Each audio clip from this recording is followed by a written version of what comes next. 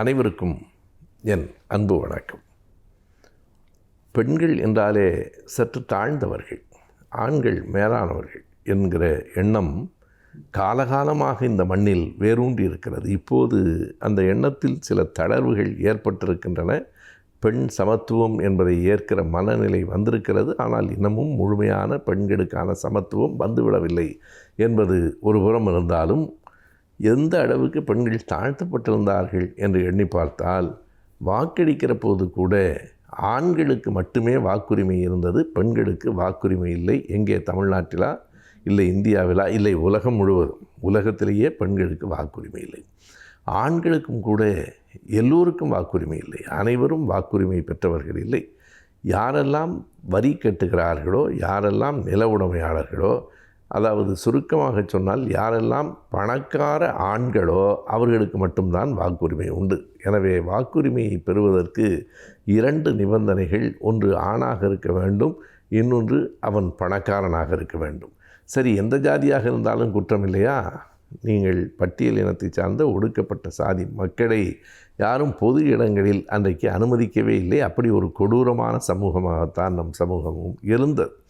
இது எப்போது உடைந்தது? 19ஆம் நூற்றாண்டின் இறுதியில் இது உடைந்து முதலாக நியூசிலாந்தில், கிழக்கின் கோடியில் இருக்கிற நியூசிலாந்தில் தான் முதலாக 1893 பெண்களுக்கும் வாக்குரிமை வழங்கப்பட்டது. அதைத் தொடர்ந்து ஆஸ்திரேலியாவில் வழங்கப்பட்டது.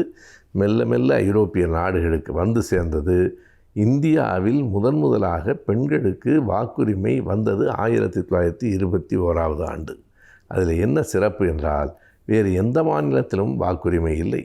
உலக நாடுகளில், வல்லரசு நாடுகள் மிகப்பெரிய செல்வாக்கு, போர்த்திறன், பொருளாதார வளம் எல்லாம் பெற்றிருந்த அமெரிக்காவில் கூட நியூயார்க்கில் 1920 தான் பெண்களுக்கு வாக்குரிமை வழங்கப்பட்டது. 1921 மே 10ஆம் தேதி தமிழ்நாட்டில் ஆட்சி பொறுப்பில் இருந்த நீதி கட்சி பெண்களுக்கும் வாக்குரிமை உண்டு என்கிற ஆணையை வெளியிட்டது. அது வெறும் அரச ஆணை அல்ல, அது ஒரு பெரிய புரட்சி என்று சொல்ல வேண்டும்.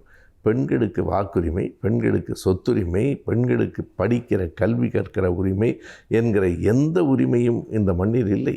அப்போது மற்ற உரிமைகளெல்லாம் விட வாக்குரிமை மேலானது. ஏனென்றால் வாக்குரிமை வந்து விடுமானால் பிறகு தேர்தலில் நிற்கிற உரிமையும் வரும். தேர்தலில் நிற்கிற உரிமை என்பது ஒரு ஆட்சி அதிகாரத்தில் போய் அமர்கிற ஓர் உரிமை. எனவே அந்த உரிமையை முதலாக தமிழ்நாட்டில், இந்தியாவிலேயே முதலாக தமிழ்நாட்டில் நீதி கட்சி ஆட்சி தான் வழங்கிற்று. அதற்கு பிறகுதான் பெண்களும் சமமானவர்களாக மதிக்கப்பட்டார்கள். பெண்களும் தங்கள் வாக்குகளை செலுத்துவதற்கான உரிமை பெற்றார்கள். இந்த மாற்றத்தை கொண்டு வந்த நீதி கட்சி படிப்படியாக பல மாற்றங்களை அடுத்தடுத்து சமூகத்தில் ஏற்படுத்தியது. இருந்தாலும் எல்லா மாற்றங்களையும் விட குறிப்பிடத்தக்க, கொண்டாடத்தக்க ஒரு பெரிய மாற்றம் பெண்களுக்கும் வாக்குரிமை வழங்கியது என்பதுதான். நாம் எண்ணி பார்த்தால் மிக வளர்ந்த நாடுகள் கூட தயங்கி கொண்டிருந்த காலம். எதற்கெல்லாம் எந்த அளவுக்கு தயங்கினார்கள்? கேம்பிரிட்ஜ் பல்கலைக்கழகம் என்பது ஒரு மிகப்பெரிய உலக புகழ்பெற்ற பல நூற்றாண்டுகளை கண்ட பல்கலைக்கழகம். அந்த கேம்பிரிட்ஜ் பல்கலைக்கழகத்தில் பெண்கள் படிப்பதற்கு அனுமதிக்கப்படவே இல்லை. பிறகு அனுமதிக்கப்பட்ட பிறகும் கூட அவர்கள் படிக்கலாம், ஆனால் அவர்களுக்கு பட்டம் வழங்கப்பட மாட்டாது என்கிற நிலைதான் இருந்தது. பிறகு படித்து என்ன பயன்? படிக்கலாம், ஆனால் அவர்கள் பட்டத்தை எல்லாம் அவர்களுக்கு கொடுக்க முடியாது. பட்டம் பெறுகிற அளவுக்கு பெண்கள் தகுதியானவர்கள் இல்லை என்று உலகம் கருதியது. எல்லாவற்றையும் மாற்றி நாம் பார்க்கிறோம்.